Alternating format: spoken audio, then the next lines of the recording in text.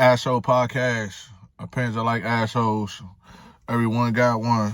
So I invite you. I welcome you to Hear Minds. Here we go again. Where we at? Season 3. I'm going to say episode 2, right? Season 3, episode 2. Hey, we going to talk about what they calling it. What we calling it? The Alabama Sweet Tea Party. You did? They said you heard of the Boston Tea Party. Now get a hold of the Alabama Sweet Tea Party. Now, I wake up yesterday, and it's this video that's trending all over my Facebook page. You know, I'm mostly on Facebook, as they say. I guess that shows my age. I do like TikTok. You can find me on TikTok, too. You know, I got an Instagram, too. You can find me there, too. But I probably on Facebook most of the time. But anyway, I wake up and there's a video all on Facebook. It start off and it has what I initially see is two gentlemen, one black man, one white man. And I don't know, they look like they having some words. And like I said, it's a famous Drake. It's about to be famous. A famous picture, scene, moment where the black man take off his hat, throw it up in the air, you know, and get ready to get it on. Now, I did come to find out a little later, someone told me that the black gentleman, he worked there. So one meme said when he threw the hat up, it was him throwing up the bat sign, right? And he was throwing up the bat sign calling for help. And that's when everybody came. That's when all the I'm gonna say what it is. That's when all the niggas came out the woodworks, you understand? And even through the water. Wade came through the motherfucking water, you dig? Wade in the water. Wade in the water, children. And he was 16 years old, I read. But Wade came, I don't know if his name is Wade, but I'm calling him Wade. Wade in the water came through the water. Yeah, man, it was one marvelous, glorious scene. One magnificent display of black unity. And I know some are taking it however they're taking it, right? But I'm taking it for what it is. I'm not taking it for this brawl and this mayhem that everybody, you know, is dubbing, even though it was, and it was good. It was a good one too. Had some chairs banging. Bang! Hey, it was good too. Nice old good brawl. But I'm taking it for what it is. And what it is, that's God's children finally sticking up for ourselves. That's God's children sticking together. It's a new day and time. And I'm not trying to sit here and do that whole shit of we are not our ancestors, because in one sense, we're absolutely correct. Because what they endured and what they went through and what they, just like I said, what they endured, what they went through, what they have accomplished, hey, it's nothing to know the proper word I'm looking for right now, but it's nothing to, you know, to look down on, by no means. You know what I'm saying? It's a great accomplishment and great feat and great history. So when we say that, it is very disrespectful. It's very disrespectful. But I would say it's a new day and time because we are at a different place. We know who we are. We know who we are, and we cannot afford to be lied to, and we cannot afford to be oppressed no longer. We know who we are. We know we are God's walking. We know who we are. And now it's just time to walk in that, man. It's time to walk in that. And that's why that whole Alabama Sweet Tea Party moment is so refreshing and so well needed, because it basically was, you got people who've been doing wrong for a long time, man. Wrong been running shit for a long time. And it's been getting away with it. You know what I'm saying? Privilege been getting away with being privileged for a long time. And it's a lot of wrong in it. And a part of the privilege is, some people say, or I say something that says, the problem with privilege is, they think that it isn't wrong or it isn't a problem if it doesn't affect them. I say the problem with privilege is just like Forrest Gump mama told him, stupid is stupid does. Privilege does not understand its privilege.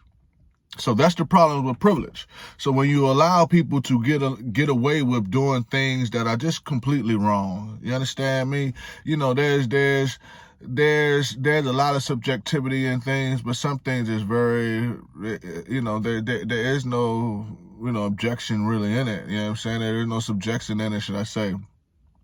But yeah, the shit was wrong. You know what I'm saying? Shit was wrong. You know what I'm saying? But I'm glad that we came together. You know what I'm saying? I had this whole different vibe that I was going to go with and shit. Like, seriously. But I ain't really going to go into it like that. You know what I'm saying? I seen Marlon, you know, he had said something which was interesting to me. I think I know where he was coming from. I haven't seen what Marlon Wayne said, but I have read some people backlash that he got from it.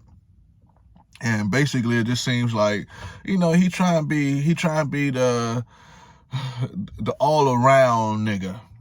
Basically, he trying to be the all around nigga because it's very obvious. You know, most people is like, yeah, hey, whoop their ass. You see how that shit went? Yeah, and it's just like there is a different perspective to it. There is a different perspective to it. But like I said in my season opener of my Asshole Podcast season 3, that's only really 2 ways that change is going to come. You know what I'm saying? And like I said, that's either us or that's either them. Either they get in their hearts and their minds to change, or we get in our hearts and our minds to understand that we have to fight fire with fire. And that's just is what it is. I'm not trying to necessarily go that route, but if the others aren't showing any type of resolve in alleviating the oppression, like I said, then you have to fight fire with fire. And I've been saying this for a while now, and I know that we've been, you know, we shall overcome and turn the other cheek and, you know, nonviolence, you know what I'm saying? I get it. I understand it. I truly do, because that's not my first,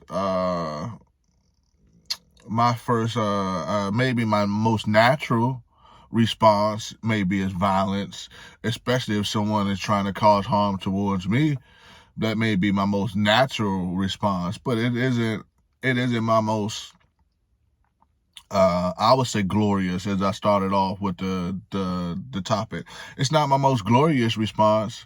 You know, I don't like when I have to resort to violence. I don't like that demon, is what I'm going to call him. I don't like that demon that has to come out. I don't like that monster, you know what I'm saying, that has to show face when it comes time to resort to violence, you know what I'm saying? But once again, for me, my resort to violence is exactly what happened that day, was for protection and to let motherfuckers know, hey, this ain't what the fuck you want. You understand me? You just can't come around and slap me no more. You just can't come around and spit on me no more. You just can't you just can't sick your dogs on me no more. You just can't do wrong to me simply because your ignorant ass don't know no better and you think it's cool and funny. Or you just can't simply do wrong to me because you feel like I'm beneath you because of my color or because of my choices or because of my creeds in life. You understand me? Because fact of the matter is, what bothers me so much about that, when we have people trying to create these like hierarchies or create these fuck man, I know the words I'm looking for, but like I said, when you cut on this camera and you kind of got your brain rambling, it gets a little bit difficult and shit, right? But when you have individuals who basically try to make other individuals obsolete because of what they believe or don't believe, or how they behave or don't behave, especially if it ain't really causing no harm directly to them, you know, it's just crazy. So I understand that like I said, that shit is needed, and it's going to be needed more and more. We are going to have to combat. We are going to have to combat bullshit with violence more and more. You understand? Because we are coming into a completely different time. You know, we came to that time once before when we went through our whole civil rights movement. But the difference, I would say, from that time and the time that we are in now is, one, we don't have to be all about violence because intelligence, information is here. You know what I'm saying? There really is no longer, oh, I believe this because my mama told me to. I believe this because my father told me to. I believe this because religion told me to. I believe this because school told me to. I believe this because television told me to. There's really no reason not to know. You understand? And the difference between the civil rights movements and movements of before of black liberation in America is we kind of didn't know who we were, or who we are, should I say. You know, we was under that stigma of being beneath people. Man, that's real. That's why I said, you know, on my slightly viral clip, that it's not that I think I'm better than nobody because I come from the slum, first and foremost. I just know I'm not beneath no one. I don't care what it is you believe, or what it is your creed is, or what it is your anything is. I'm not beneath no one, and no one is above me. You understand? We all breathe, bleed the same. You understand? So it's like, hey, you can say because you choose to do this with your life, or you can say because you got this in life that you are better than someone, or you should have more say in something or someone. But I don't know how you feel like you had more say in life, or more control over what others do in their lives. But that's why the Alabama Sweet Tea Party will go down in history, because I really think, you know, we see it all the time. And that's why I said I'm not trying to glorify it, because what we saw in the Alabama Sweet Tea Party was, once again, this individual sticking up for themselves, saying enough is enough, we not taking this shit, and we gonna come together. We're gonna wade through the water, and we're gonna fly out the fucking sky, and then we're gonna go get our peoples, and we're gonna come back and address this shit again if we felt like it wasn't addressed properly the first time. You understand me? It was individuals sticking up for themselves. What we have been conditioned to watch all the time, and what we have been conditioned to applaud, or have to listen to others applaud, watch others applaud, while we have to go inside our shells and try to act like as if the shit doesn't really traumatically and drastically affect us, is black people being killed and mutilated for no fucking reason. That's what we've been conditioned to watch. That's what we've been conditioned to accept. So when we see black people happy that we put paws, lay hands on people in some steel chairs, or some chairs, or bang, bang on a couple motherfuckers, it don't compare when we gotta watch our sons be murdered on camera all the time, when we gotta watch our daughters be murdered on camera all the time. I'm just gonna end it there.